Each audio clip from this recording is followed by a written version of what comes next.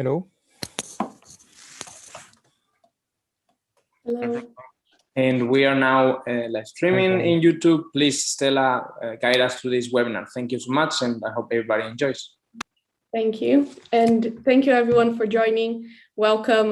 Good morning, good evening, good afternoon from where you're coming from. And welcome to the session 8 of the 2021 SDGs Learning, Training and Practice at the UN High Level Political Forum. I'm going to wait a few more seconds just to let a few more people join us, and then we'll begin.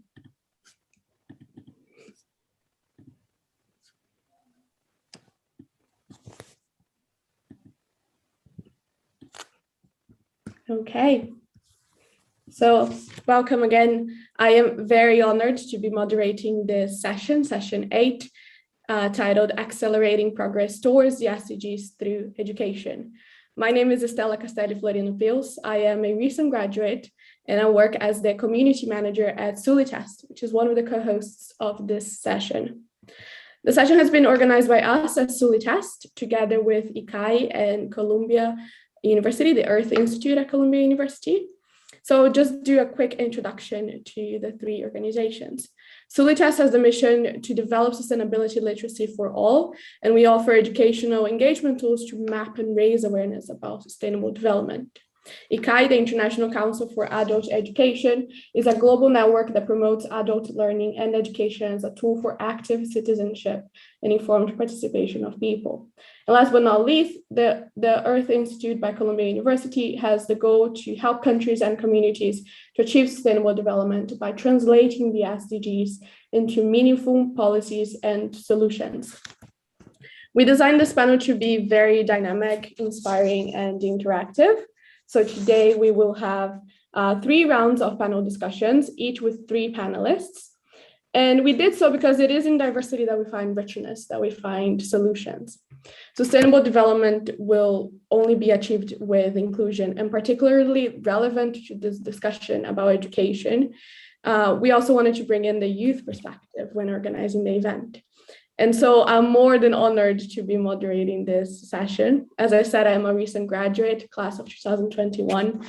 And at the same time that I saw many of my colleagues joining university with a lot of passion,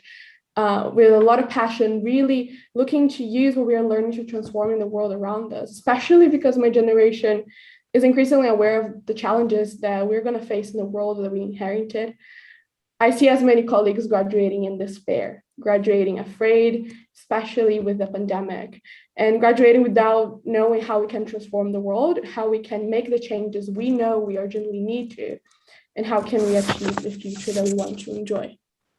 COVID-19 brought to light so many inequalities and challenges of education that are often hidden or forgotten or neglected. And it showed us that the burden of environmental and social fallouts, and that these often rest on the communities that are very marginalized. So we not only have to build back better, but we need to bring transformative change, including in how we approach education. The big question is, how can education help to build a better, more just and more caring society? So the objectives of this panel are to discuss using the SDGs as a tool to achieve the 21st century learning skills. And we are guided by the following overarching questions. How can education build bridges and lead towards a more equitable and justice-oriented society? How can SDG 4, and more specifically SDG 4.7, bring about transformative education? And what has the global education community learned from the pandemic about reaching the vulnerable and the at-risk population? So before we jump into the panel discussions, we would like to learn a little bit more about you. So I would like to invite you to join me on Slido. We have a few questions prepared. So if you could go to slido.com and then add the code HLPF session 8, that would be really good, because we want to hear, first of all, where you're coming from, where are you tuning in from? So please go to slido.com, HLPF session 8.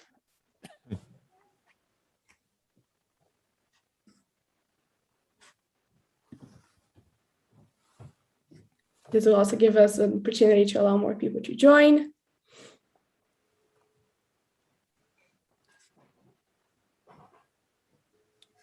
We see Canada, North America, they're represented.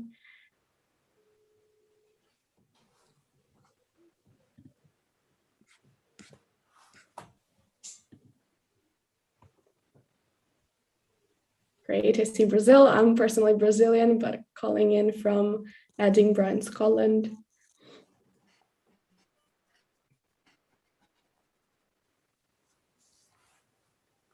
So I can even put the link on the chat if that helps.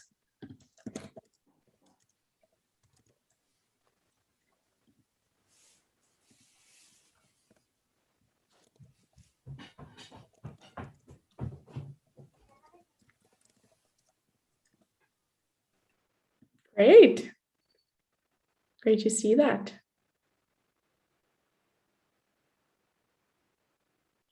We have Austria, Germany, Sweden, Indonesia, South Africa, Nigeria, Belize, Cameroon. This is really getting great.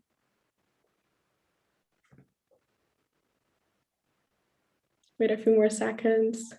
See someone also calling in from Edinburgh.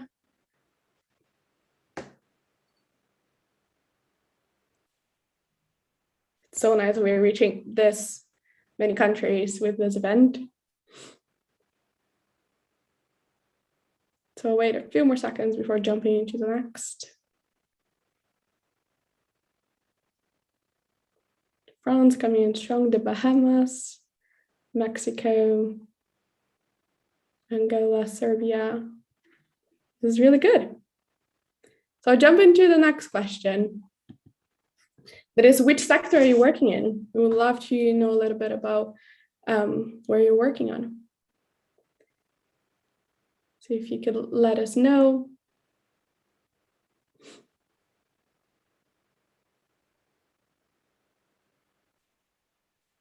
Nonprofit education, K-12 education, energy, government conservation.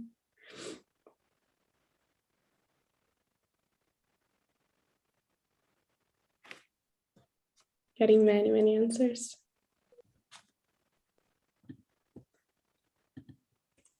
Nice, we have a diverse group here with us. That's really nice.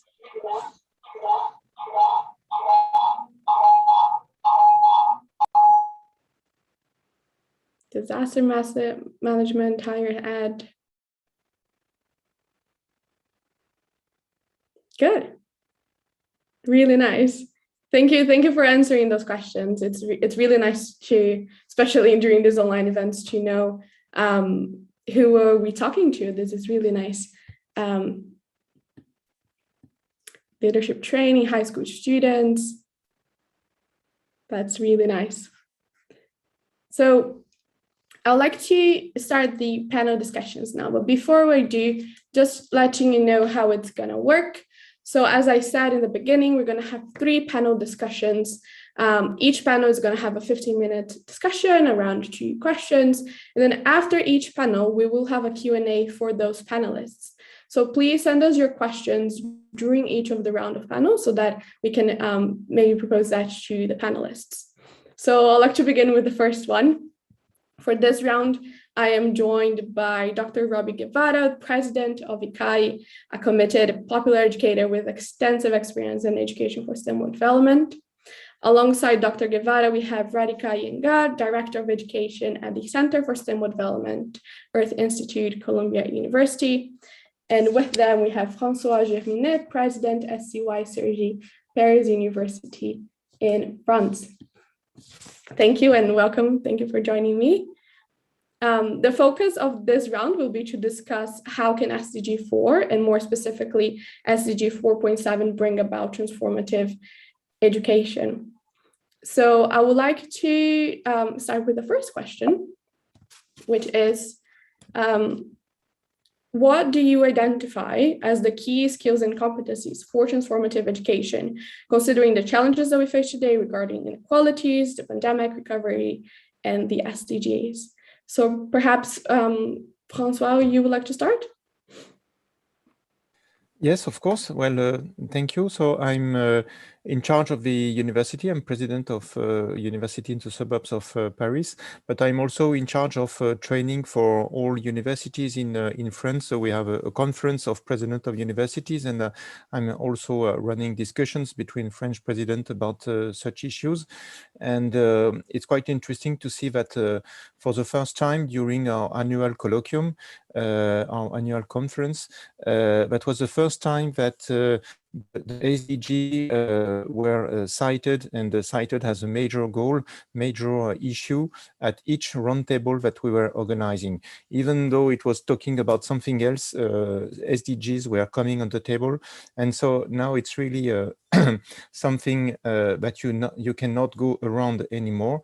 And so universities, at least in French, are talking a lot about SDGs and the way to enhance SDG consciousness with students.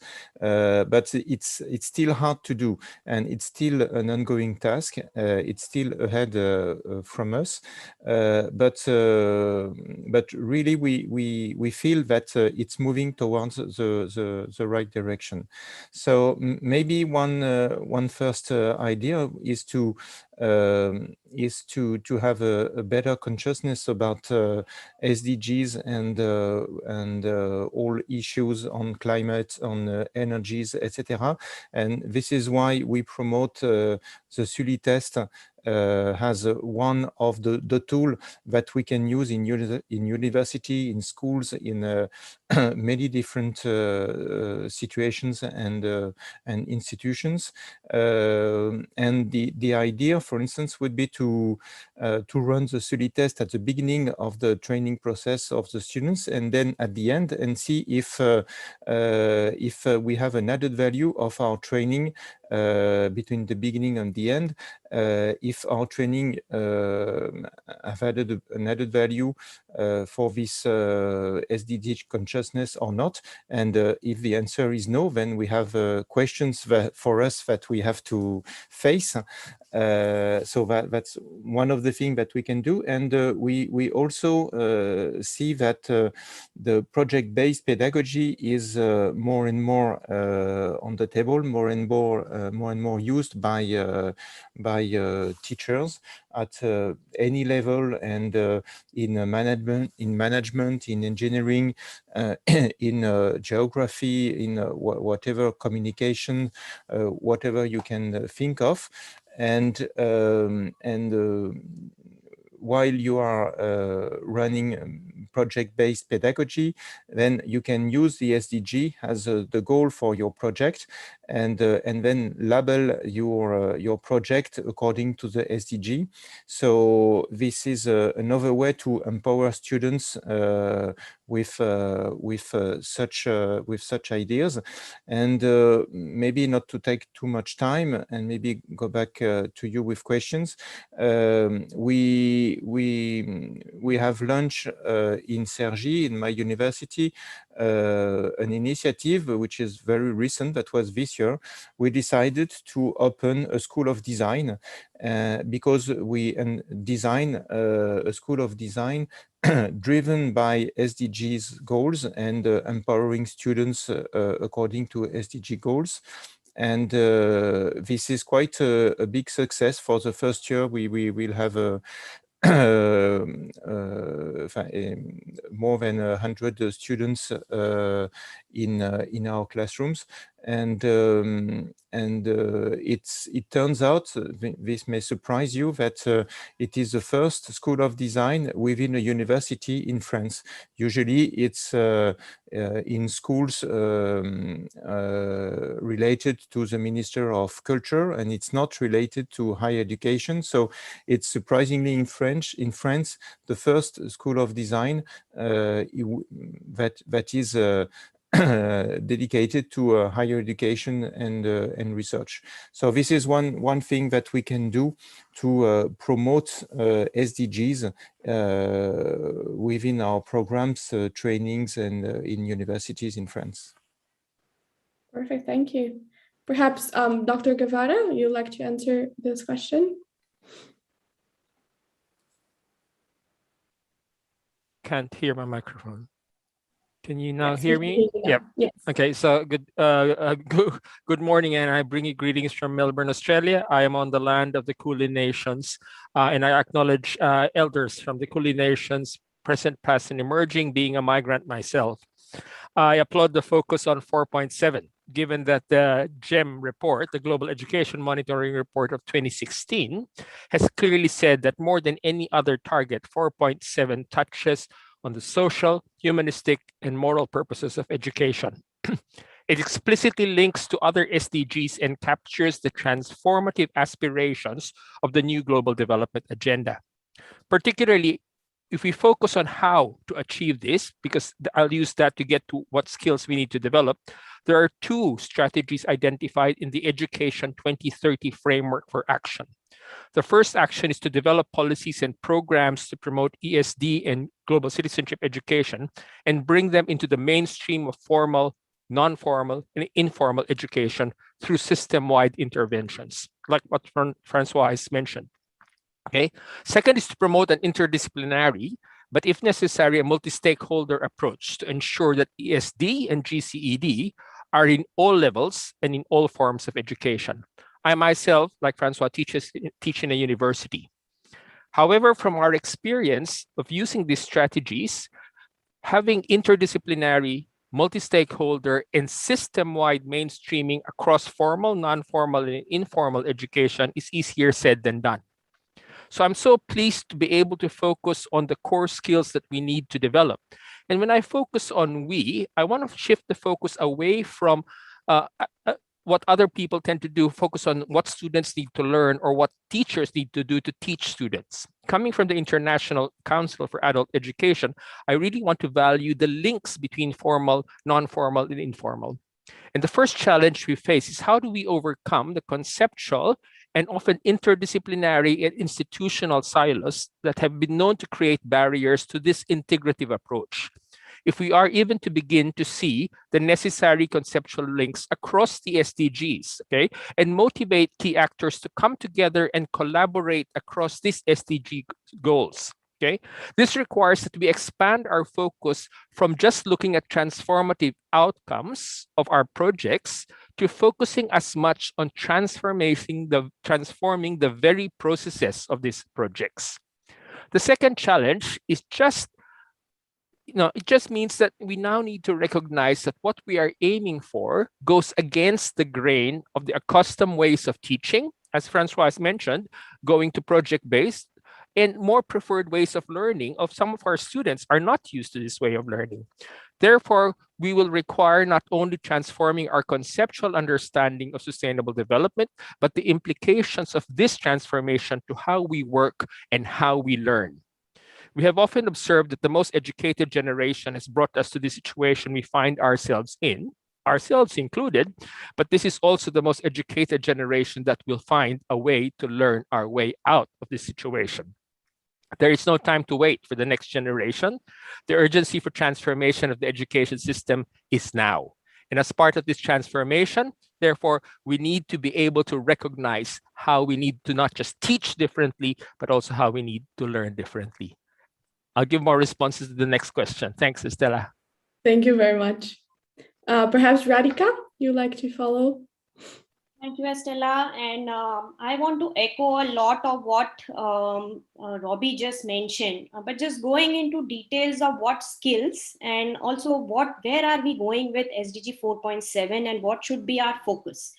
So based on my understanding of where the literature is and what we want to do, especially starting with the GEM report 2016, which I was a core part of, lucky to be a core part of designing the report there. We started focusing on SDG 4.7 since 2016, but I still feel that our language is still very weak in terms of what we want to do because it has become an all-encompassing goal. So how do we make it more concrete and more focused, I think is what countries, all of us individuals need to focus on. So I just wanted to, also reiterate what Robbie said. I think the skills and competencies that are required to operationalize SDG 4.7 is to keep people and its planet at the center. If we keep those at the center, and if we keep the two goals that we are focusing on here, if the question here says inequalities, I think we really need to focus on the justice oriented part as the goal, and the sustainability oriented part as the goal also.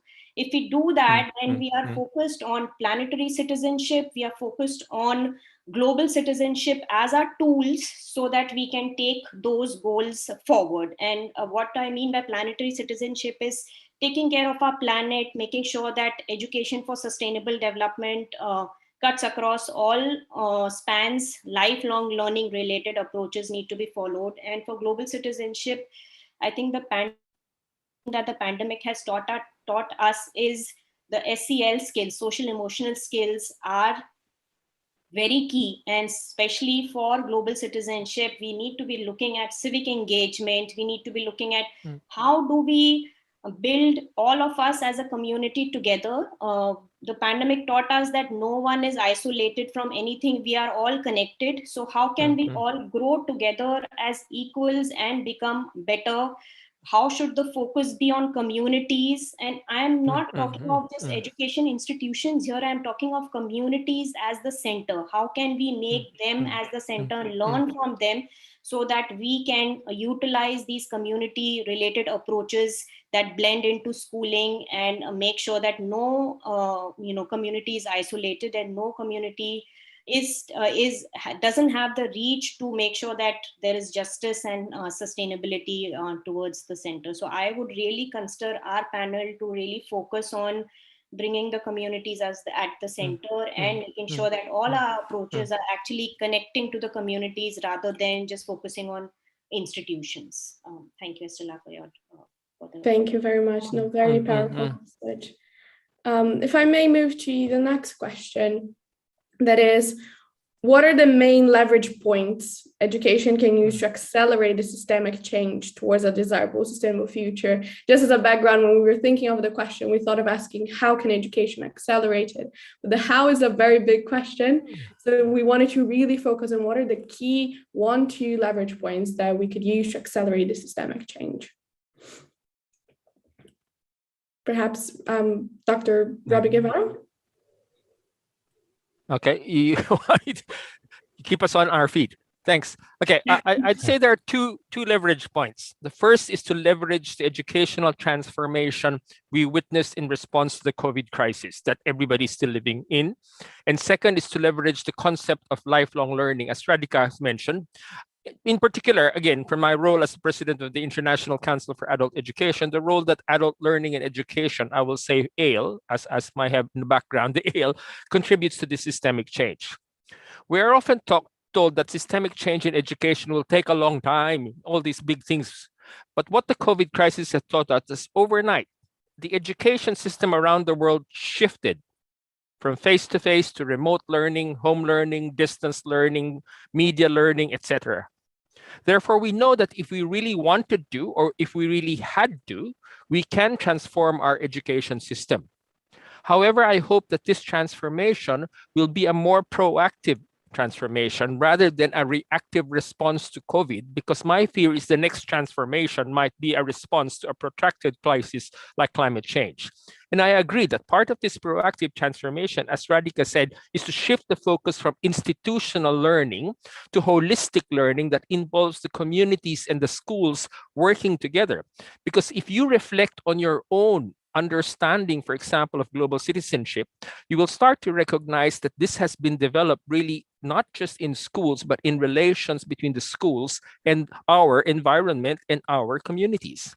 So as educators, we need to shift our pedagogy to one that acknowledges the future isn't predetermined, and therefore we are co-creators of our own future. Paulo Freire has said that the banking system of education is only relevant for learning that assumes a predetermined future. The COVID crisis has displayed to us that we are living in times of uncertainty. And therefore, as one of my PhD students has called it, we need to have a pedagogy of problematization. We need to shift from assuming that education is about finding the correct answer to a focus on learning to develop our capacity to ask the right questions. and know where to potentially find and develop the answers. But more importantly, again, as both Francois and Radhika said, to act on these answers. The second, we need to leverage the notion of lifelong learning being part of the new SDG 4 that recognizes that we need to learn throughout our lives. This means we need to learn, whether in formal, non-formal, or informal contexts. As part of the lifelong learning, we need to leverage the notion of intergenerational learning that became more evident in the home-based learning that shifted. And finally, as the International Council for Adult Education, we argue for the greater recognition of the significant contribution that adult learning and education plays in accelerating this systemic change, not just of the education system, but in all dimensions of our society where adults are responsible for making decisions of what to do, what to resource, what to fund, and what to evaluate. Not to say that youth are not important. It has to be done together. And so because we need to do it together, we ask you to join us in the We Are ALE campaign. We are Adult Learning and Education that we have launched recently, because we are all learners and we are all educators in this process. Thanks, Estelle. Thank you. Perhaps Radhika, you'd like to answer the question? The problem following Robbie is that he says all my points and then I'm like, what else can I answer? He's just so fantastic. But I'll add a few things here, which is regarding my paper that got published in Prospects, UNESCO's journal Prospects, where I say that, again, bringing the communities to center, bringing the funds of knowledge from the communities back to back to schools and other institutions, I think is one key thing that we can accelerate after COVID. During COVID pandemic, we saw that there were many parts of education that spilled over to the communities. Parents were creating these pods, elder siblings were teaching the younger siblings. So many community-oriented approaches came forward. So I feel that this main leverage points is to continue those systems where we blur the lines between schools and communities. So I think those are really important issues to consider. We at the Center for Sustainable Development, along with my colleague Tara Stafford, who will also speak in a minute, we've created lesson plans. We've created with our colleague at UNSDSN, Mariam, who will also be speaking SDGs today. We've created these databases that focuses on sustainable future, focuses on the SDGs. So I feel that the tools are available.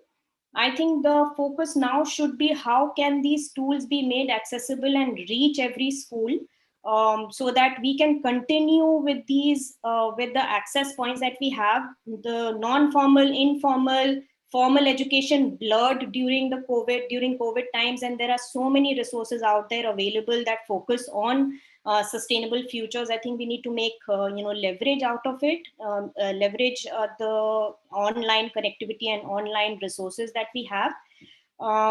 Just want to make two final points here, which are very critical to ensure what can be learned towards a sustainable future. One is that this mindset that children go to school and we learn the banking system of education that Robbie just pointed out. I think we need to really move away from that, making sure that children are educated with the justice lens and with sustainability as the focus. I think is no longer extracurricular. That really should be the core. We cannot say that, oh yes, that will happen on its own. That's not going to happen. And it's not just the responsibility of the teachers, it's the responsibility of the parents, communities, the larger ecosystem. And I really urge us to take this SDG 4.7 not as a vague goal, but something that is realistically possible because of all the resources that are available online.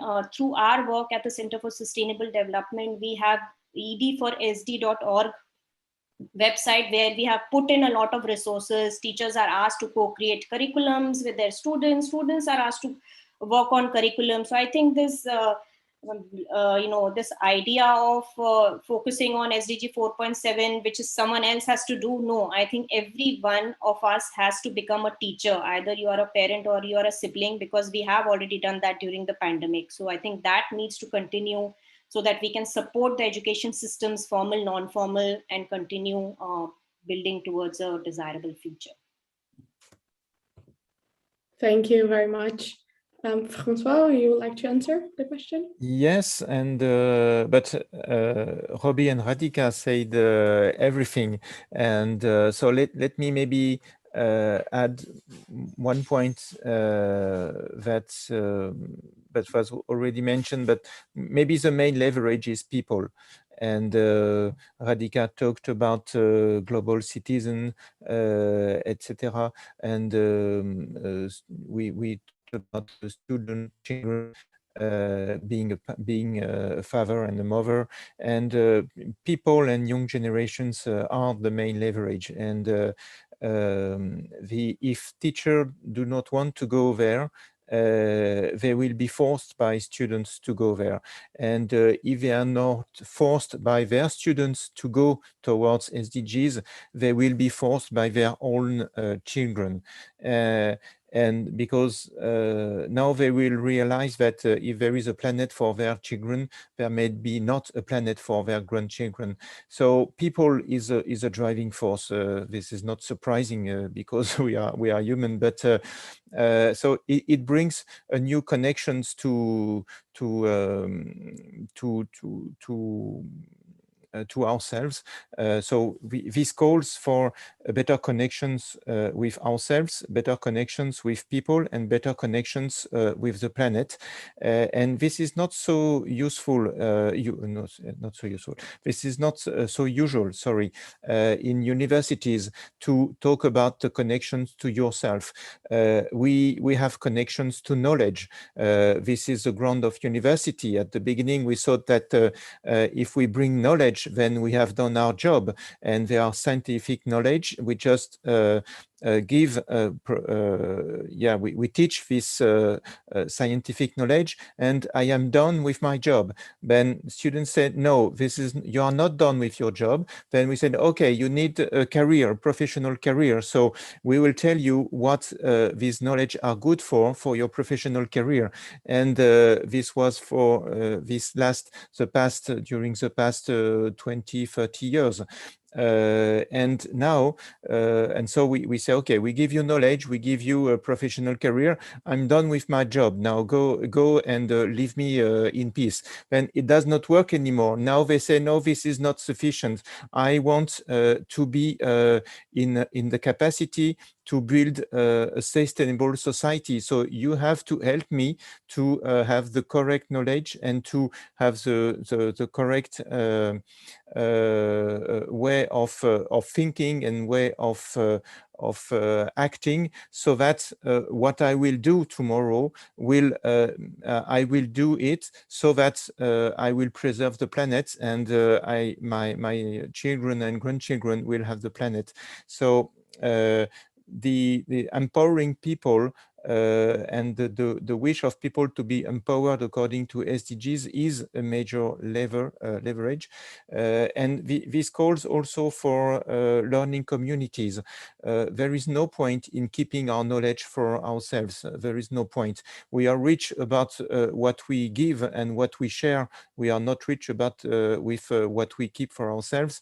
And again, this calls for ideas of learning communities at any level, between students, between teachers, between countries, etc. So I think that this will grow bigger and bigger, and with connections between countries, between universities. There is no point in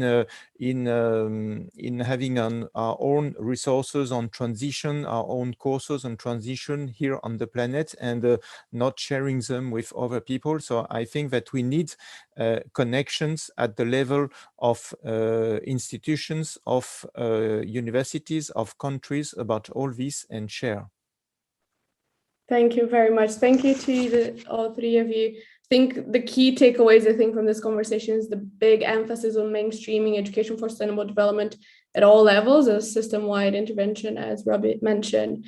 And that needs to be interdisciplinary, multi-stakeholder, and really leverage beyond the typical educational institutions, but also leverage community. And I think one of the big lessons with COVID was also about the importance of helping that transition, right? Helping those teachers, helping the parents, what materials are we putting out? And I think that's really important. And I think the other key takeaway is the focus on while we're doing that change, think about how we work, how we teach, and how we learn. And I think this can really also accelerate lifelong learning. I think as students, we're really eager to learn doing project-based learning, reflective practices, and this type of learning, not necessarily the what, but the how, can really help us to continue learning as we move forward. So I think this was, thank you so much for sharing that. I'd like to take a question from the Q&A session. Turiaka asked, this is a really good engagement, it's so informative, thank you for that. How do we accelerate holistic education, especially here in Africa using SDG 4? I think Radhika, you mentioned a lot about holistic learning and the importance of leveraging this community-based, the community-based learning. So could you answer that question? So that's a great question. Holistic learning, I think, is really key here. And then again, I think there are so many resources online that are available to ensure that our learning is data oriented. So I feel that there are so many SDG oriented, lesson plans. We have some. Those need to be integrated into the context where you are, so that you can look at examples that are global, but you can act local. And so I feel that the holistic learning should also include just getting together. There are so many student groups that I see through our Sustainable Solutions Development Network, as well as through the Center for Sustainable Development. We have all these student networks that have been formed locally in countries. We have so many countries involved. I think getting connected to these student groups, getting connected to professors, teachers who focus on these issues. So I feel that there are so many networks that people can join to get aware about all these things, but making sure that you are data oriented and your focus is much more local action. I think that requires communities to be getting together, like our Eco Ambassadors program. We started in small communities in New Jersey, New York, and there were so many students who got together and one project led to the other. We are focusing on microplastics, we are focusing on plastic waste. So many other things are possible. So I feel that the content is available. I think you have to just see what are the issues that you want to look at locally, and then how you can take them forward to resolve any of the local issues. Having some tangible solutions locally, getting the local mayors and local councils involved, having students involved will create I think it will create magic. So I feel that those are the aspects, and then you can get the training from other aspects, from online interventions, and my colleagues will also suggest few other, Tara and Mariam will suggest few other ways of getting that the skill involved there. Thank you very much. I open the floor if any of the other two panelists would like to add to this question. No, Radhika said what had to be said. Yes, so I just want to just briefly, Carol, one of my colleagues from ICAI will actually speak, and I in respect to the context, as Radhika said, the context is very important. And so for me to come from Australia and say what Africa should do is really strange. I find that strange. But in terms of holistic, I'd like to just say what Radhika talked about. I think it's education has been very much about front-end learning. Front-end meaning, and as I think Francois mentioned, it's like we focus on learning and testing about stock knowledge and information that's meant to be about securing a job, fitting into society, raising a family. And I hope we don't wait for the time that learning is about learning to survive. I think it's about learning to thrive, which is really, really important. And therefore, how do we shift away from this thinking also that, holistic means always global? Yes, global has always been in the consideration, but I think global is perspective. Action is local. we need to be able to connect that always. When we talk about global, it's not location, it's perspective. And so that's part of holistic. So it's not just interdisciplinary, it's local and global. It's also linking the school where you're learning, the site of learning, with communities. So different levels of holism, I think, is important. Thank you. So indeed, it's act local and think global and act local.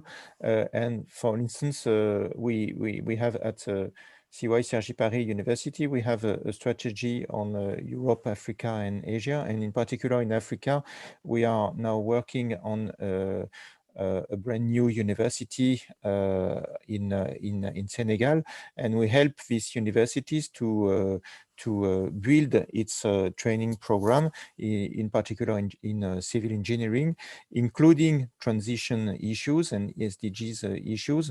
So this is a little example of what we try to do, so to help a local university to become to be built and to become bigger.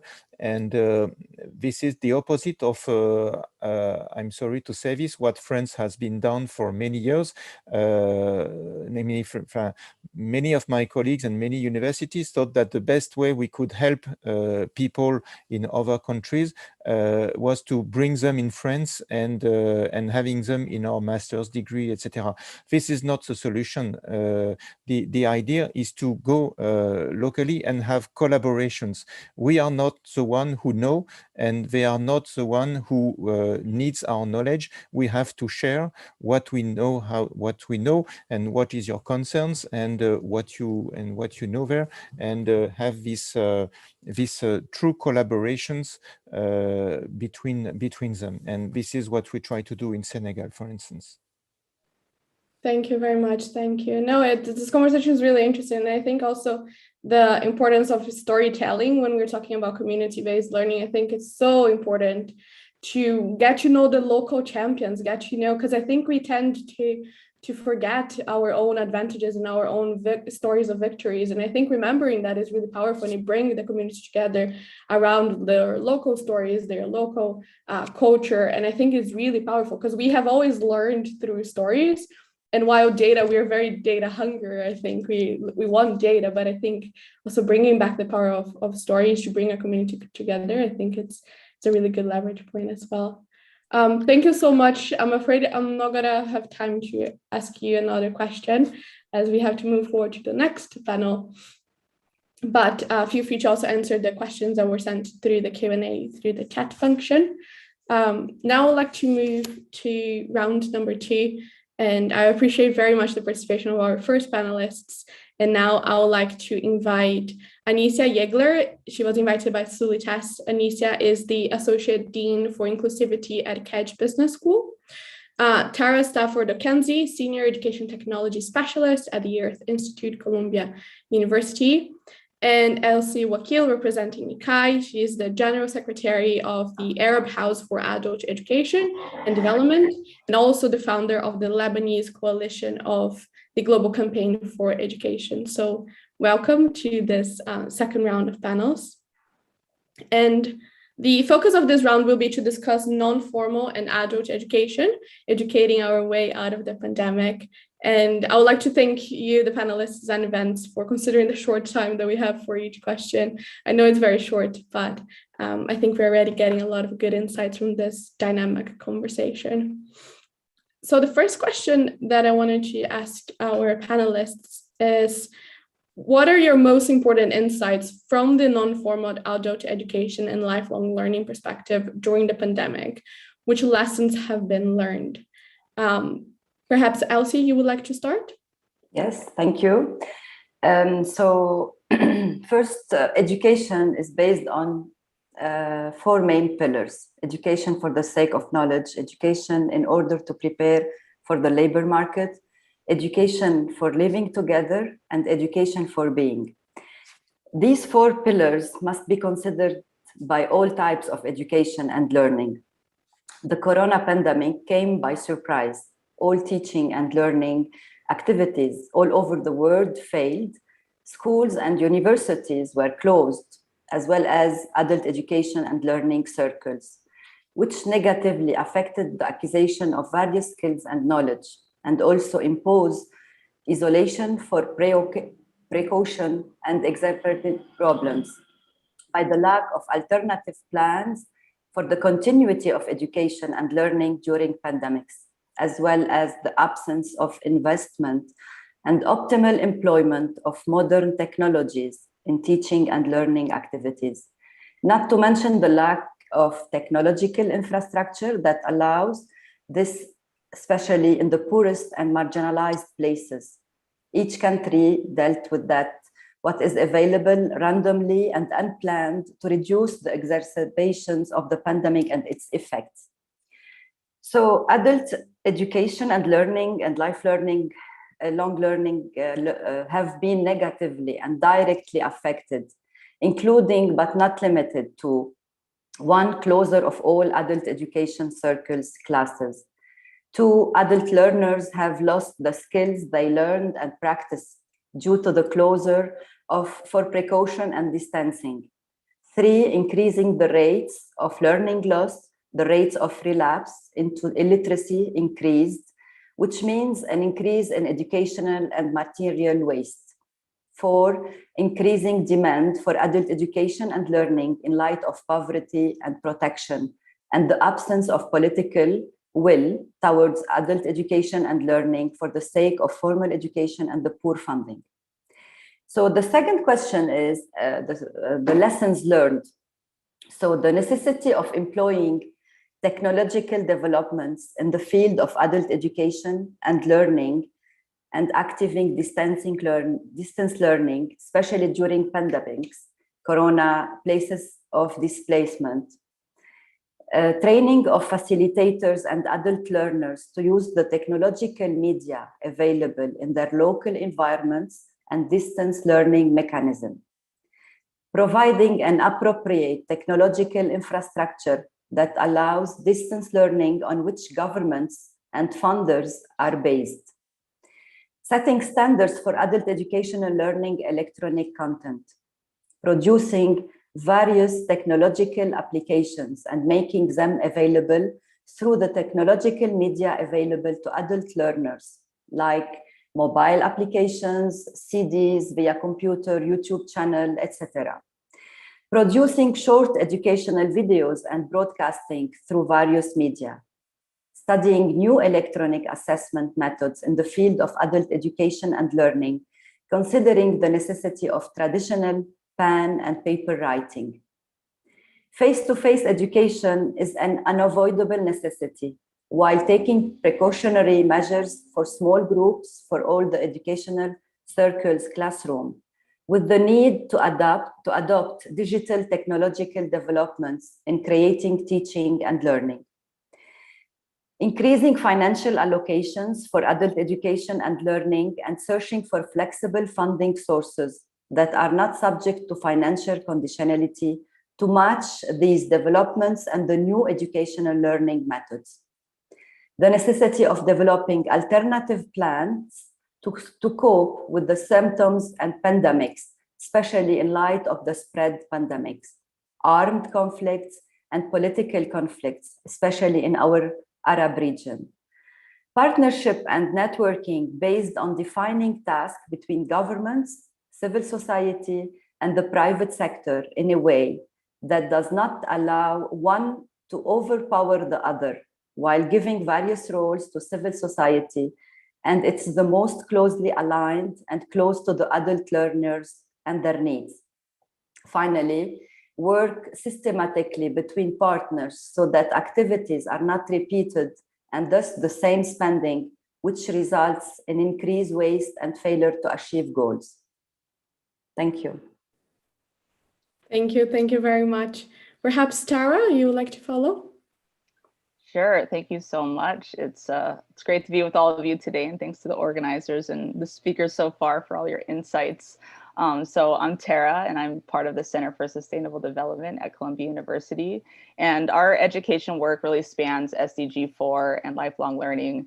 We've had projects supporting formal schooling as well as non-formal education for youth and adults. And I think, as Robbie had said, trying to form a bridge and kind of break down the barriers between those formal and non-formal systems, really doing more place-based learning and trying to connect communities, connect learning to people's communities and to their lives. So some of our programs in recent years have included vocational and entrepreneurship training with young women in Ghana and Rwanda, and we've had digital skills and job readiness training in Telangana, India. And then, of course, as Radhika mentioned, our flagship program, our Eco Ambassadors program, that engages students, youth, and educators both locally around where we are here in New Jersey, New York area, as well as globally, in building skills for both how to conduct scientific research and inquiry to better understand these sustainable development challenges, but also how can we build skills for grassroots advocacy and community organizing to help push for implementation of those solutions. So I think in our work, one big lesson we've learned in this experience of the pandemic is the importance of trying to be flexible in how we can deliver our programs. You know, in the early stages of the pandemic, when we thought it was maybe just going to be a few weeks that we would be at home, we wanted to try to fill that void that the school closures and program closures left. And so we were organizing very regular, almost daily Zoom sessions with our eco ambassadors to try to provide that outlet for them to keep sharing their work and keep engaging with experts, learning new skills. But we also kind of naturally found ourselves using that virtual space to emotionally support each other through this challenging time and trying to support our collective well-being in that way. But of course, we quickly started to realize that the stay-at-home period was going to be a lot longer than we originally thought, and we saw how digital fatigue was really setting in. So we started to think about how we can produce asynchronous content and learning resources that could better fit into all the responsibilities and concerns people were dealing with at home. So we started developing online courses and other multimedia content. And as we were developing that, it kind of brought us to another big lesson of how we need to be more strategic and how we can both highlight the connections between these sustainable development issues and our everyday lives, thinking how we can integrate social emotional learning and well-being into how we develop our content, and also keeping a justice lens into how we look at all of these issues. So one of the first courses we developed was about COVID-19 and how to stay healthy and safe. But along with kind of that information of physical distancing and wearing masks and all that, we also included modules on how we can take care of our well-being, how we can use things like storytelling to have these tough conversations with children in our lives, and also modules about considering those injustice issues and how the pandemic was having inequitable impacts in different communities along racial and economic lines. So I think those are some big lessons where, you know, how can we infuse social emotional learning and well-being into all of our content when we're talking about sustainable development and advocacy, and how can we also consider those justice issues and take that lens. And I think we've seen such a huge growing sense of urgency and desire among the populations that we work with during the pandemic to take action to address all these intersecting challenges of communicable disease, environmental degradation, racial and economic injustice. And we've really started to look at our work through how civic education is kind of the crux where these issues intersect and how they can be addressed. So a lot of times we think of issues like climate change maybe predominantly through a science lens, or that's how it's often taught.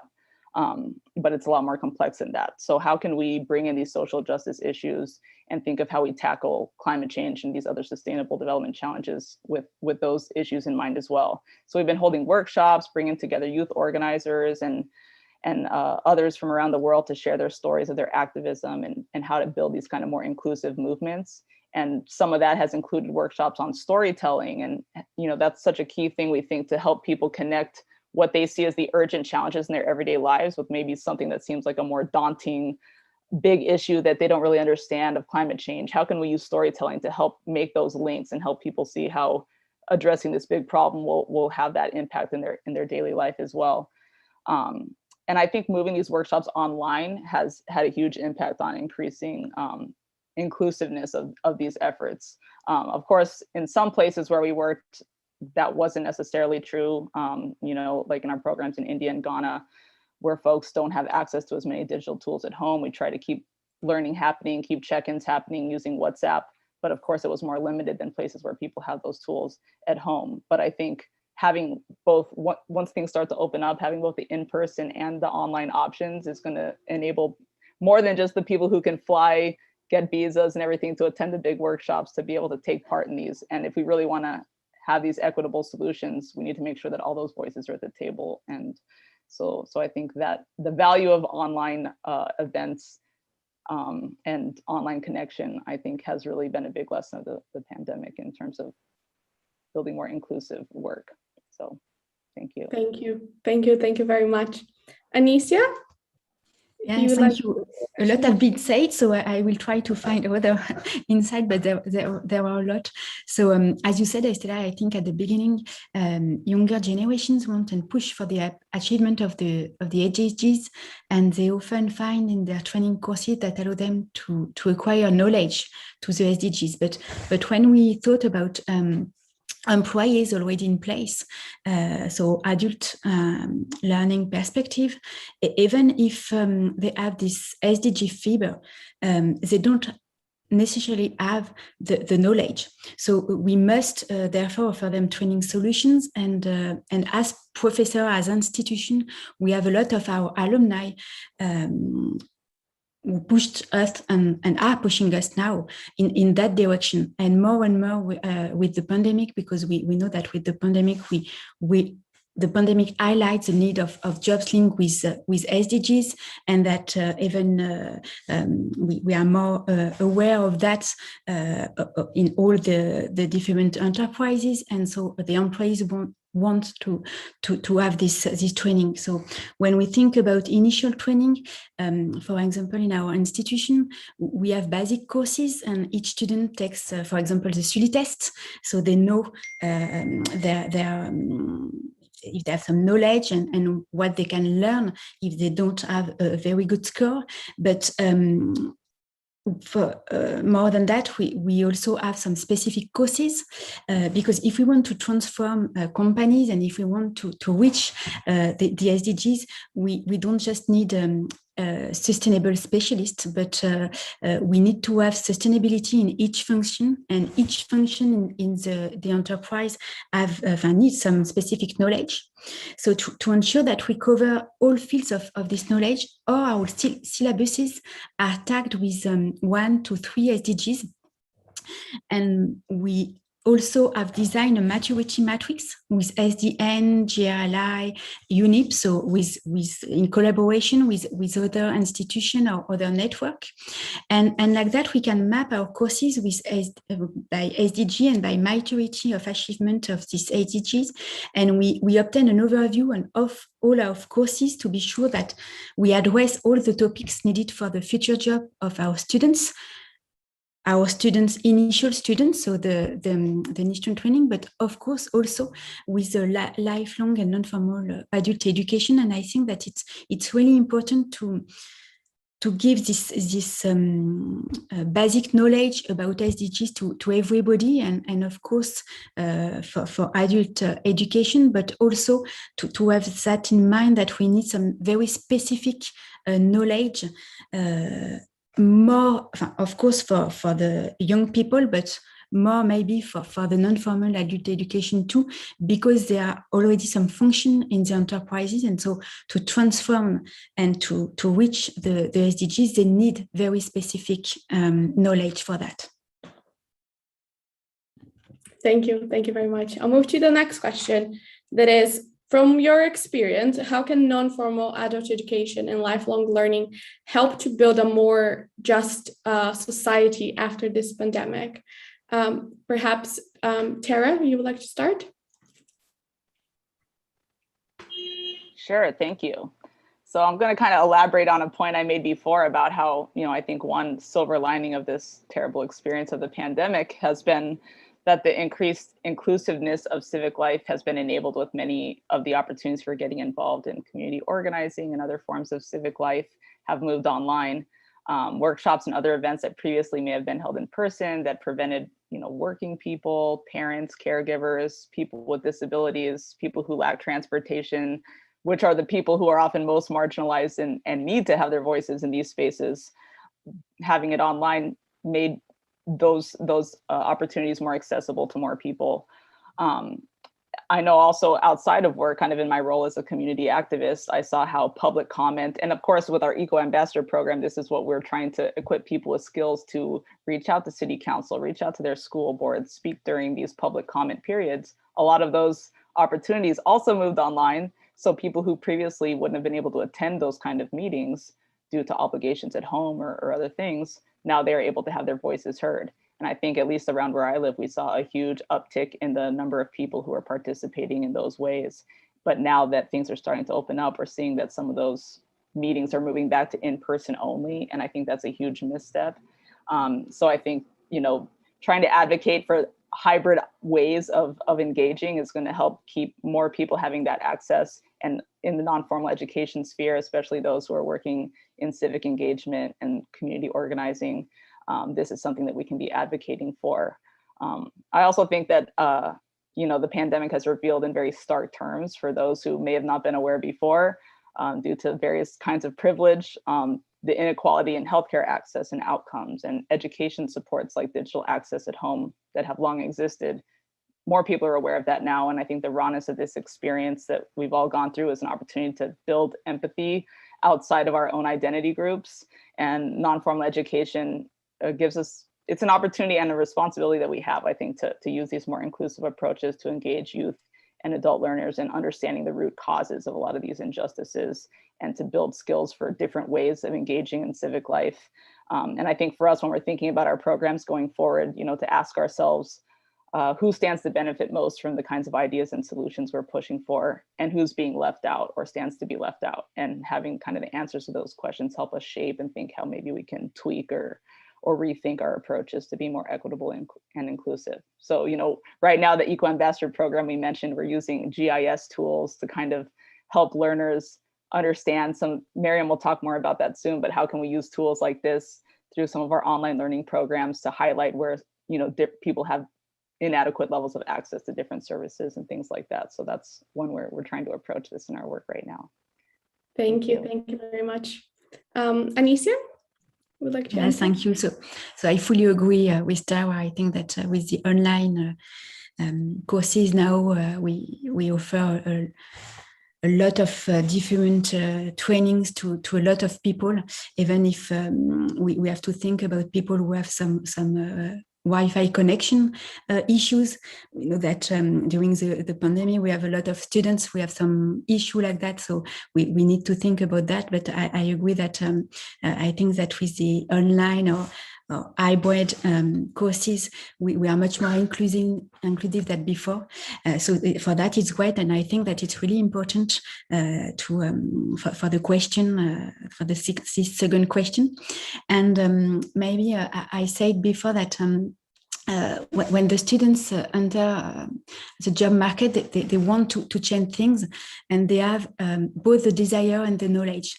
And in the company and for adult education, maybe they have the desire, but of course, maybe not the knowledge. And I think that we need to give the possibility to have this specific knowledge to the adult education, and I think it's to build a better future. It's necessary to offer the basic knowledge to understand the SDGs, because I think that when we want to change something, we need to understand first that. And we discussed with some alumni, for example, in our institution, we thought that some of them don't know exactly what SDGs mean. And I think that it's important first to really learn that and to explain exactly what each SDG means for the enterprise and for the world globally. So I think that I talked before and in the first panel too about study test, but I think it could be a good way to have this basic background for the adult education. And so with that, we can understand exactly the goals and understand an overview of what are the SDGs and which feature we want. But after this first step, I think we must offer some specific courses. And for example, we talk a lot about low carbon objectives. So I think it's important to have this kind of courses, for example, for the adult education. But also we talk a lot about inclusivity in the different intervention. And I think that it's important to learn also that an inclusive firm can be more resilient, more efficient. So we have to explain that and to understand how we can be inclusive. For example, what it means that to be inclusive for a firm. So we offer, for example, some specific certificates, but I think it's important too to offer some very specific certificates in links with the need of the employees, but also of the enterprises to change that.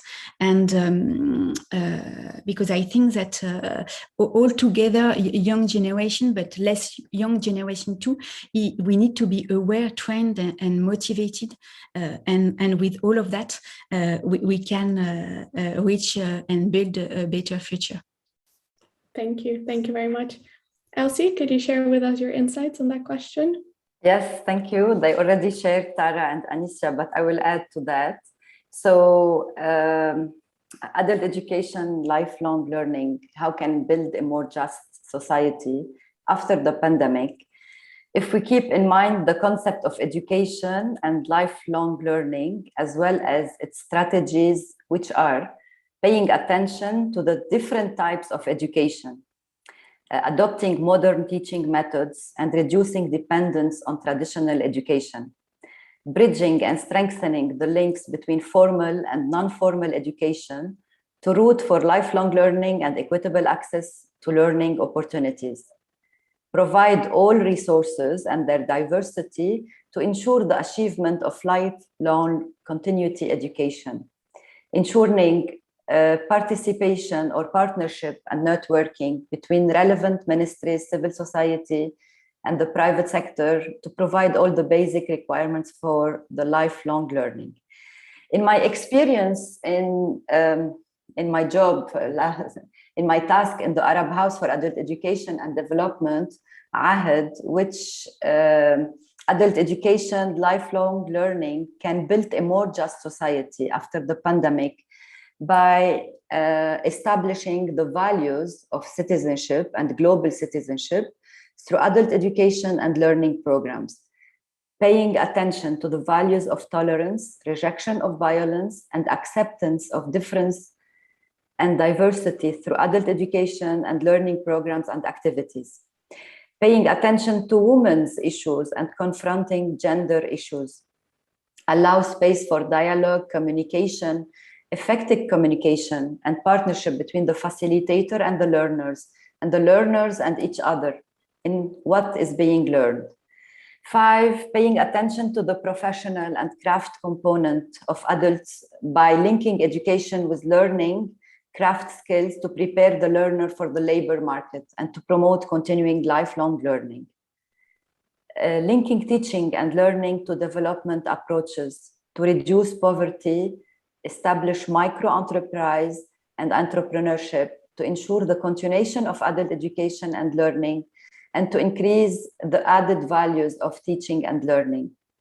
Paying attention to the education of women and girls to ensure family education and learning, gender equality, and narrowing the gap between them in education.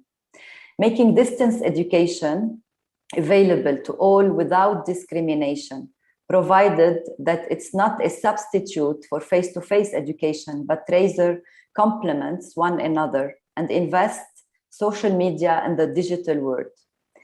Transforming adult education circles, classes into adult education and learning centers, adult education clubs that provide various services as a center of dialogue and education. Paying attention to people with disabilities and the marginalized, and giving them space for education, creativity, and innovation. Supporting displaced people and citizens in places of displacement and providing them with basic services and psychological support, especially women, children, and the elderly, through educational and learning programs that enable them to continue learning and integrate them into their communities of origin about returning without missing out on much, recognition of certificates, etc.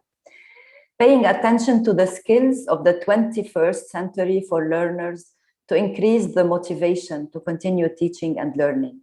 13, and it's the final one, certification and recognition of non-formal education certificates and their equivalency with formal education certificates to continue lifelong learning.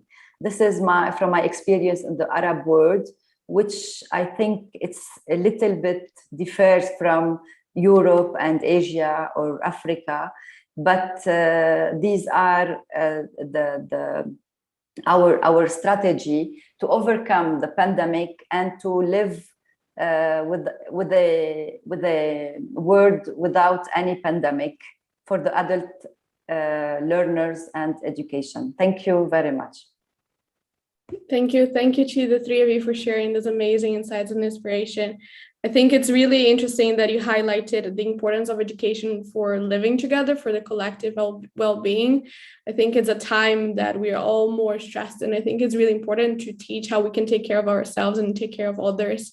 And I think my generation, is one that is really aware of mental health issues, but I think it's also important to give the tools of how we could deal with that, and also what tools can we have to facilitate this community organizing, because I think young people, they're all on social media, we are online, we have a presence there, but a lot of times we don't know necessarily how we can use this space. And I think something that it could really accelerate this movement is helping us to use those channels for to share ideas, to share thoughts, to share resources. I would like to ask one question from the audience that came in. That is a really good question. Because of time, perhaps one of you could answer it. It was a question submitted by Vijay that asked, how do you see the digital divide being addressed? I think we highlighted a lot how technology is actually helping us reach more people, but there is a very big digital gap. So how do you see this digital divide being addressed, and how can we bring voices and perspectives of communities that were living in poverty and exclusion but have the lived experience, and how can we bring that into the decision-making process? So if one of you could answer that question. I have some thoughts. Please. So for, my ideas are very practical, I would say. You know, one thing we've seen, I think, during the pandemic, not everywhere, but, I know around where we live and in places like Kerala, India, where the government has really done a lot to get devices out to formal learners, right? So that they can continue their formal education.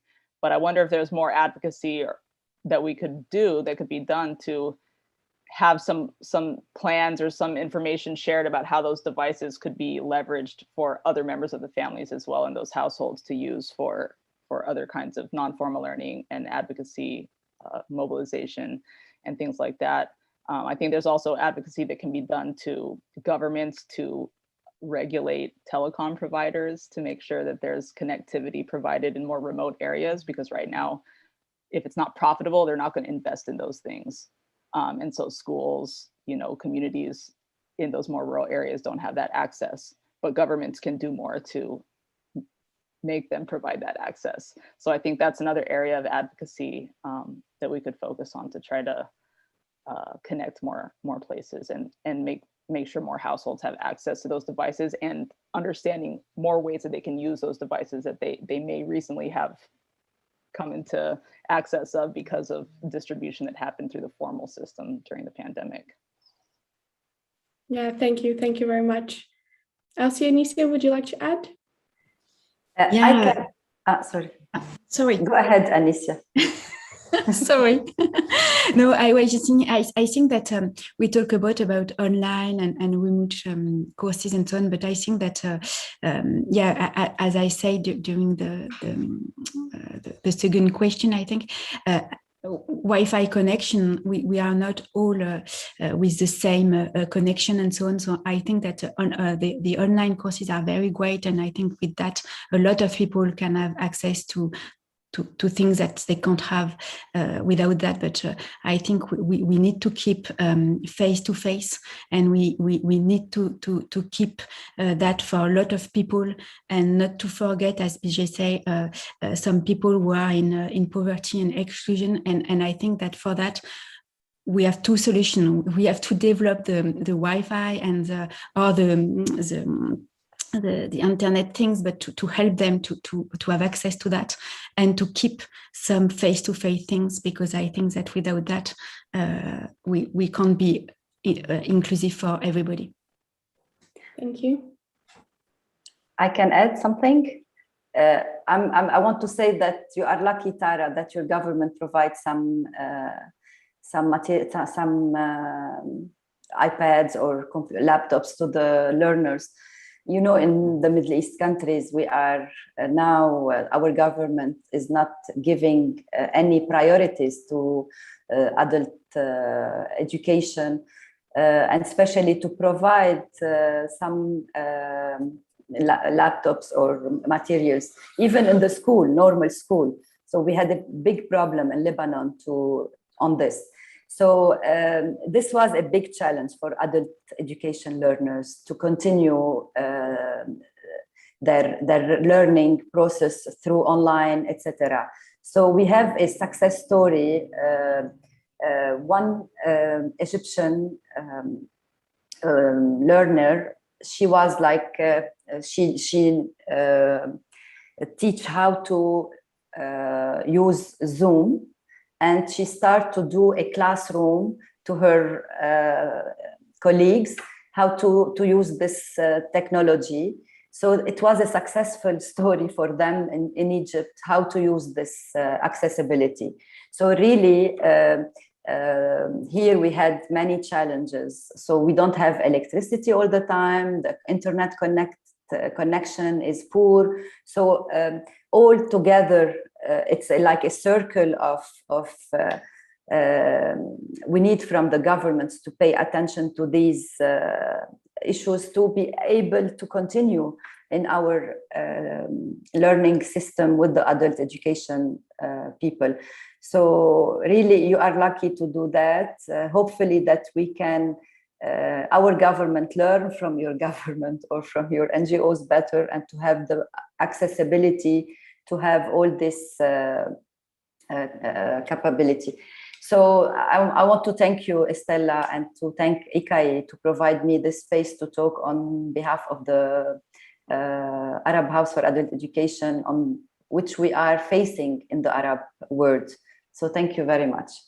Thank you. And thank you also for highlighting this importance of working together in this multi-stakeholder group, working with governments, working with charities to provide this technology when needed, and also giving the support to educators on new ways of teaching, to students in new ways of learning. I think it's really important, and thank you so much for sharing your expertise, your experience, and your insights. So appreciate that.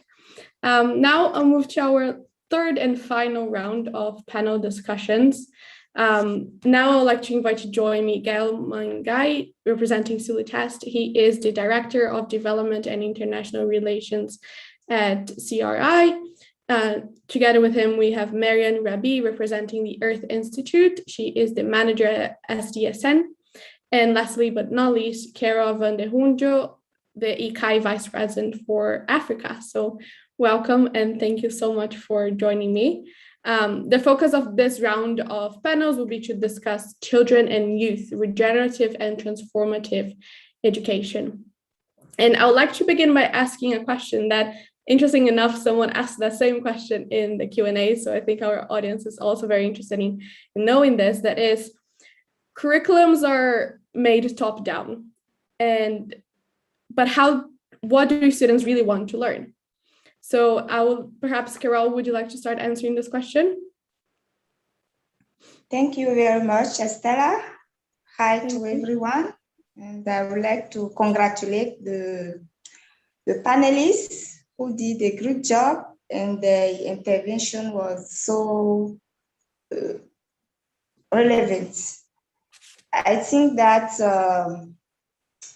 in my role of Vice President of ICAE for Africa, I'm a young person, and I'm also a specialist of non-formal education. We advocate for the capacity building of youth and adults. We also advocate for the quality of education, because the quality of education is essential in our context. For many years, we fight for the access to the education, but now that we are reaching the goal of access, we need to fight for the quality. And quality means also more funds for education, especially for non-formal education. So as you said, most of the time, programs are designed without including the beneficiaries. And in the past, people just focus on the basic skills, such as reading, writing, arithmetic. But today, those skills are no longer sufficient.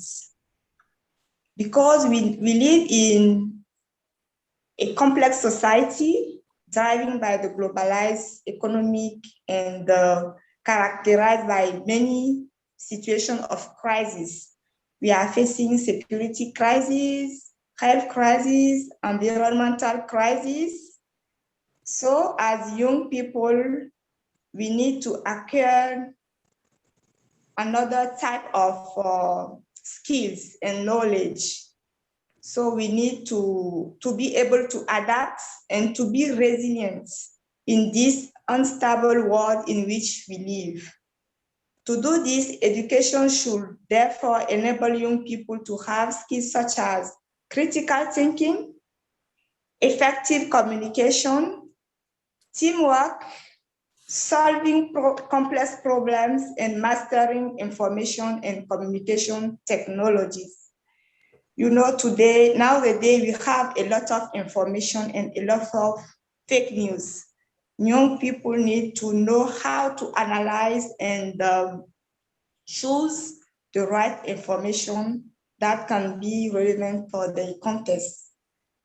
If we come into the domain of sustainable development objective, we all know that people decide the objective at international level, and then they share with countries, and countries now disseminate all those objectives at local and community level. So in Africa, unfortunately, young people are not very involved in that process. So we need to acquire new competencies of critical thinking, effective communication, teamwork, solving problems, and all those things. And also we need to be care of our environment. I'm sorry, I'm from a Francophone speaking country, so thank you. Thank you very much. Perhaps Marianne, would you like to answer? Sure, thank you, Estella. I'll respond by using one of our current projects as an example of how we're trying to work towards a student-driven approach to SDG education. So at the Sustainable Development Solutions Network, I work for a program called SDGs Today, and our vision is to advance the production of real-time georeference data for the SDGs. Our work focuses on three main activities: curating, producing, and visualizing timely data for the SDGs, utilizing the ArcGIS Story Maps tool to tell stories about data, contextualize it, and create content that's applicable to a wider audience, and supporting education and training programs by integrating GIS into SDG-related projects. So in line with our education activities, we've been collaborating with Radhika and Tara and the team at the Center for Sustainable Development to integrate geospatial knowledge and tools into the Eco Ambassadors program with a more bottom-up approach. As Tara mentioned, the program equips youth with the knowledge and skills for scientific research and advocating for solutions for sustainable development. So the approach here is very much driven by students, in that we're offering self-paced learn paths that provide an introduction on how to use geospatial information systems, mapping, and data-driven storytelling. And we're organizing workshops on how to use ArcGIS, which is geospatial software provided by Esri, and the ArcGIS Story Maps tool, so that students can digitally share their research projects, what they're they're learning, to inform their teachers and other students around the world about issues that they're trying to address within the scope of the SDGs. So this is an opportunity for students to learn how their peers across the world are addressing plastic waste and marine pollution challenges, and exchange data and information and collaborate and brainstorm on solutions. I myself have been very inspired by the work that the students are doing and their enthusiasm and their creativity and what they can contribute to developing localized solutions. We're actually having a workshop on ArcGIS story maps next week, and it's open to the public in case anyone's curious to learn more about what and how to approach data-driven storytelling. And so we plan to feature their work at the end of the summer on our platform and hope that this will be the start of a more long-term process of integrating geospatial tools and technologies in school programs and taking a more collaborative approach to activities between students from different regions. Thank you. Thank you. Thank you very much. Gail, would you like to answer this question? Yeah, well, thanks very much. Well, I don't know if I can answer the question, but I can try to provide some comments on the question. I would like to start by echoing what Mariam was saying. I think the fact that the way the question is phrased is really interesting. I would say, see, if you wanted to know what the student really wants to learn, why don't you ask the students, right? So why don't we start by asking the students what do they want to learn? Right. And if that sounds like really ludicrous, then I'm happy to tell that that's what we've been doing at CRE for the last 20 years, or let's say 18 years, for a very simple reason is that all of us, even at the very earliest age, we are what scientists call researchers. Right? We are all born scientists. That is the way that we discover the world. The way we learn is by asking questions, finding solutions to those questions, finding some answers to those questions, and going further. And so what we call now research is an institutionalized way to process information of the world by every one of us. And we all do the same. We process that information by questioning, discussing with peers, finding good resources, finding mentors, etc.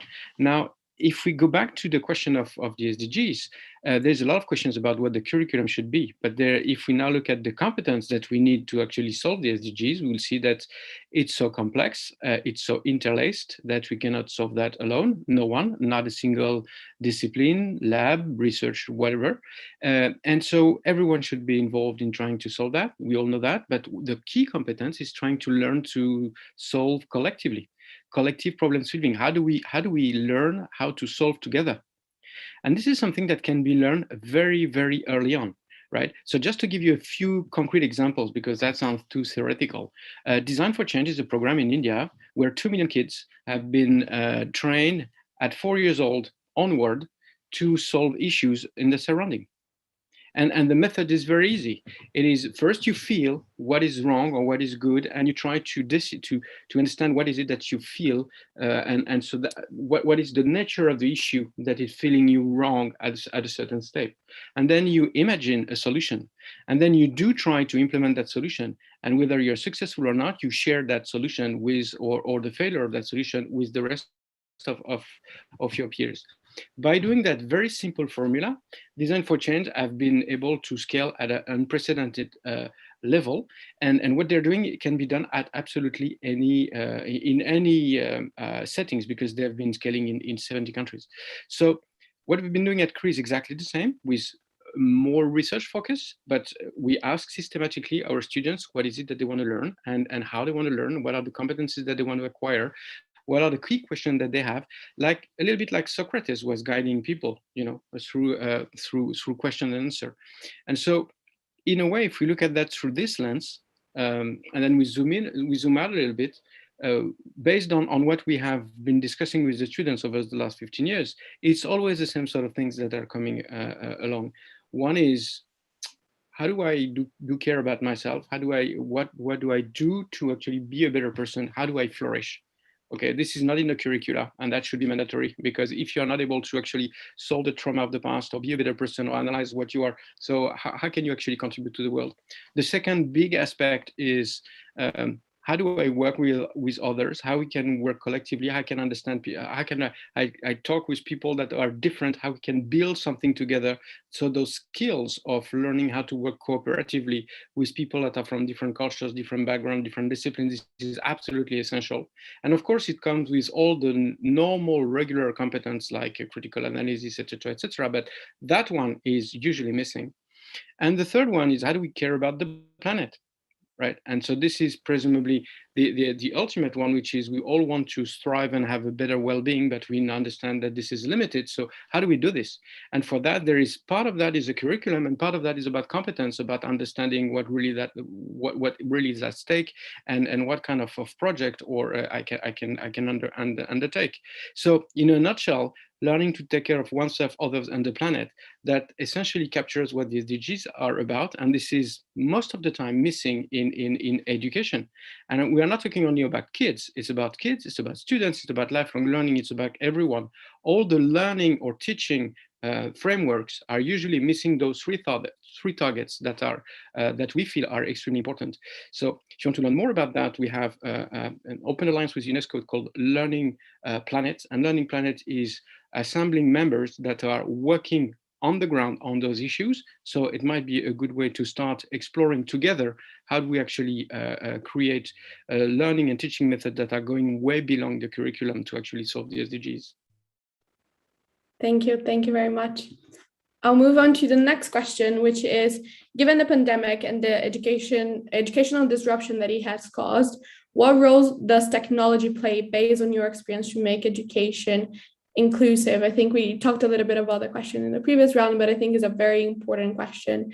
I ask you to just be aware of time because we are close to the end of the session. But perhaps, Marianne, would you like to start by answering this question?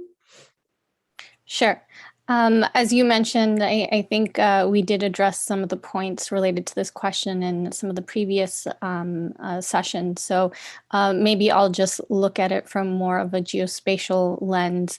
I think that geospatial data and tools have proven essential, not just to monitoring and understanding the SDGs, but understanding how to approach disaster response, climate change action, health, tracking infectious diseases, and many more SDG-related topics. So it's important to help us access more frequent data and more local and granular data. So we need to help future leaders build their geospatial knowledge and skill set to understand the state of the world as it is today, and so that they can make informed decisions for the future in a timely manner. So what we're trying to do is to work with different education programs across SDSN and other networks on how to integrate geospatial information systems and other technologies in education programs, and give students the tools they need to share their research and their findings with each other, learn how to address spatial inequalities, and how to reach policymakers so that they have a voice in how sustainable development is addressed within their communities. Thank you very much. Carol, if you could answer this question as well, share your insights. Thank you very much, Estella. In my context with the crisis of COVID-19, the technology has played a big role. So in the way that it limited the discontinuity of the learning. We use WhatsApp and Telegram to continue to maintain contact with our learners, but it also allows us to continue to learn together. In one of our programs, we have developed an application on citizenship, but there was a lot of resistance to use it before the pandemic. But now with the pandemic, young people started to use this application. So digital skill helps to solve a lot of problems. but most of young Africans do not have access to the internet to learn. Indeed, the internet connection is very unstable and very expensive in my context. There is also a big digital gap between towns and villages. In my opinion, to make education inclusive through technology, it will take a lot of investments to equip education and learning centers with adequate equipment. Africans must also develop appropriate technological solutions that are relevant in their context. I would like to use this space to congratulate all the young startups who invest a lot in digital. In conclusion, technology is important, but in my opinion, it is not enough. In our context, face-to-face between learners and teachers is very important for an effective, inclusive, and transformative education. Thank you. Thank you. Gael, the floor is yours. Yeah, thank you. So I would also argue that there's the way the question is phrased is quite surprising, because before COVID there was a lot of emphasis on the digital divide, and it's still there, and so it's been so exclusive, and so for the last 18 months it's been increasing that gap, and so but this said, if we now consider only the ones that have access, and as Carol was saying, it's not always always the case. Of course, there is a lot of things that the digital tools can do, and we have been arguing a lot about what how it can work for the learners. Maybe two points. One is that it also works the same for the teachers, in a way that, especially with the pandemic, where now you have to realize that everything that you knew disappears because you have to work in a totally different context.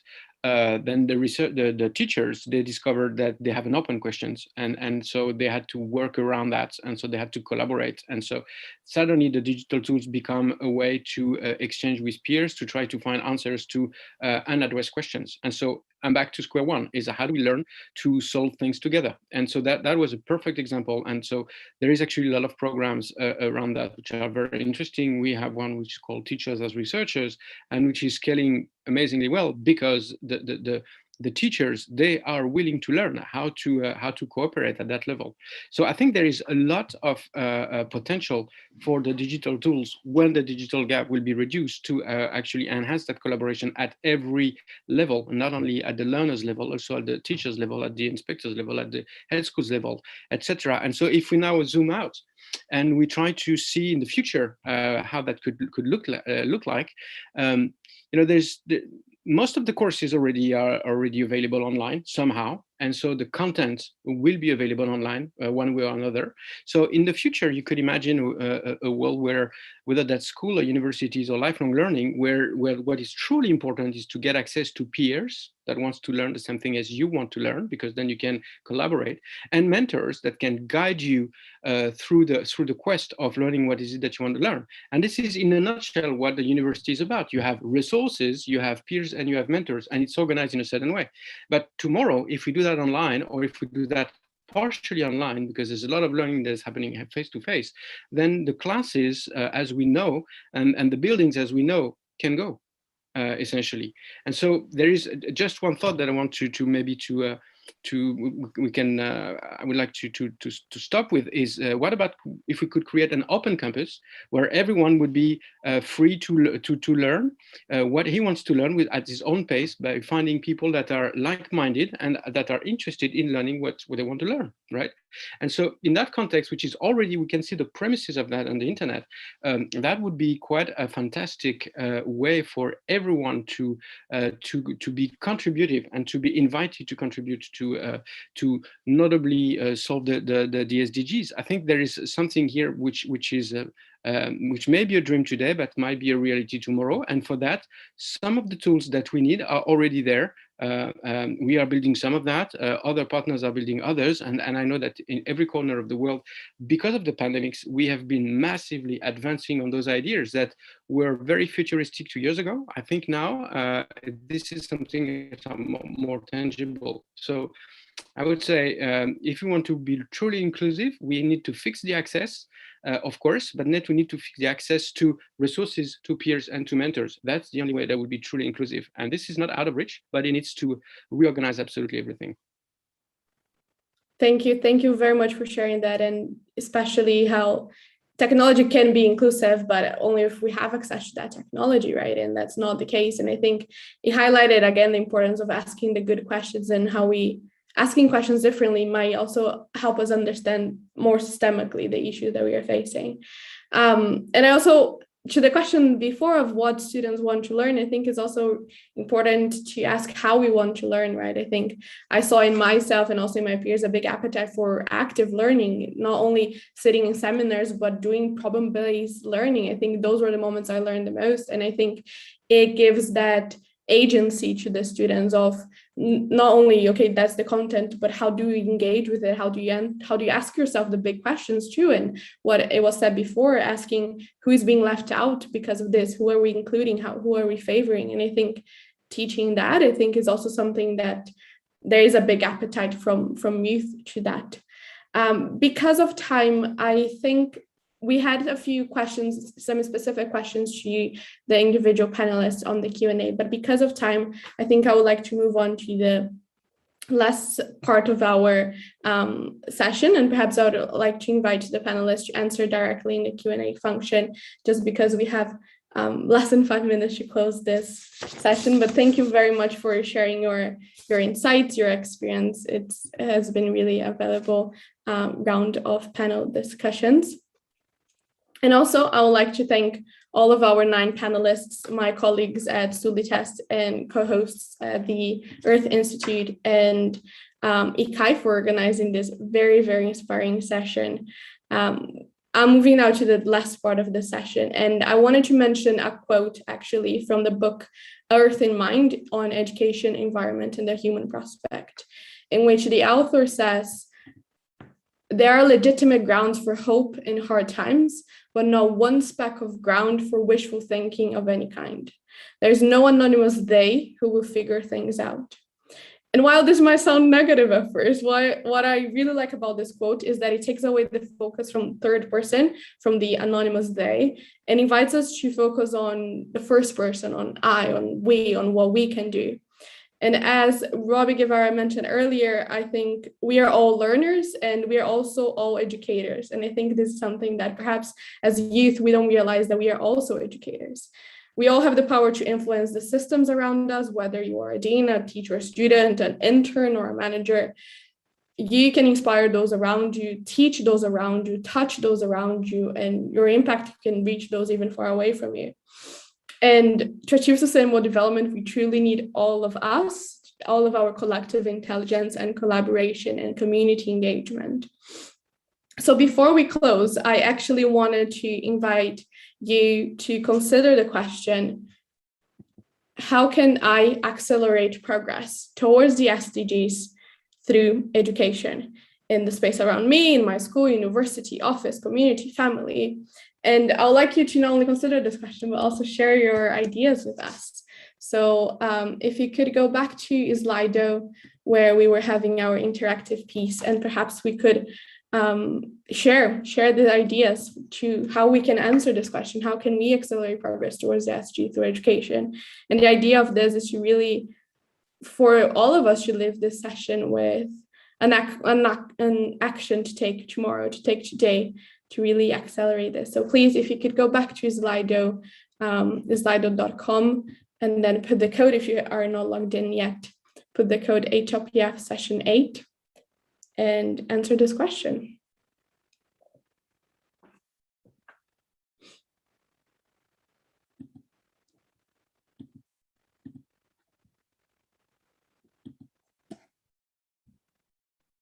Yes, educating ourselves.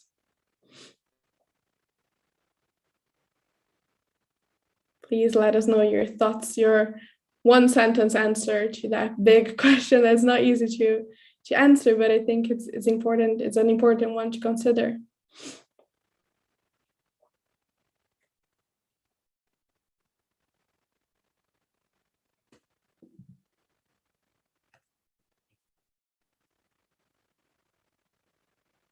Yes, delivering inclusive education to people with visible or hidden disabilities is very important.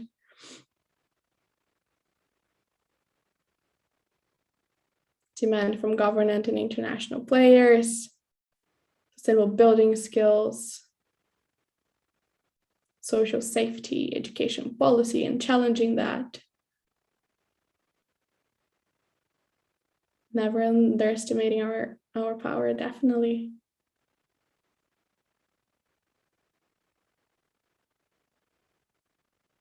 Thank you so much for sharing that. I think for me, that's definitely very inspiring to see that, and I hope that's for you as well.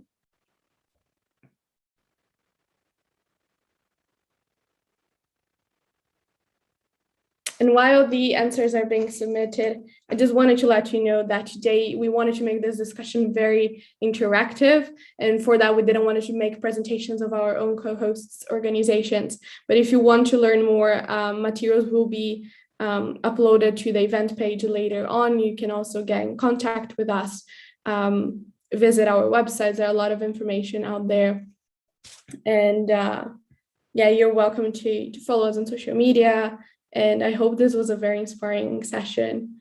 And keep sending us your answers of how you can accelerate progress towards the SDGs through education, because it's really inspiring to see all of those answers. Again, answering to the question we were having just before, sustainable tech solutions to consider offline access. Very important.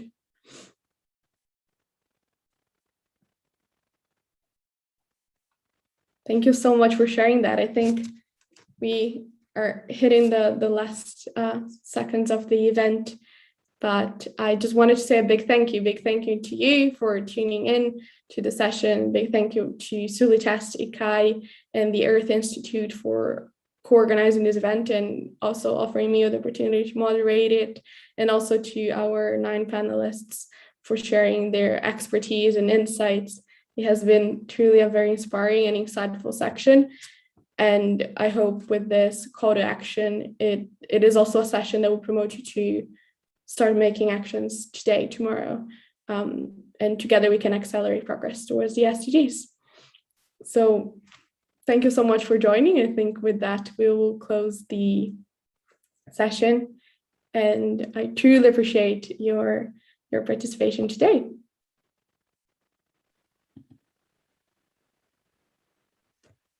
Thank you very much. For your Goodbye. participation. Thanks. Bye. Bye. Thank you very much. Bye all. Thank you. Thanks. Bye. Bye. Bye. Thank you all. Thank you, Estela. Thank you. Yeah, thanks, Estela. Thank you. Thanks, Elsie. Thank you, Robbie. Thank you, Estela, for your wonderfully moderating. Thank you. Thank you very much. Thank you so much for sharing. Thank you, Katarina and Ricarda as well. Bye. Good Wonderful good job. Bye. Bye. Amazing moderation.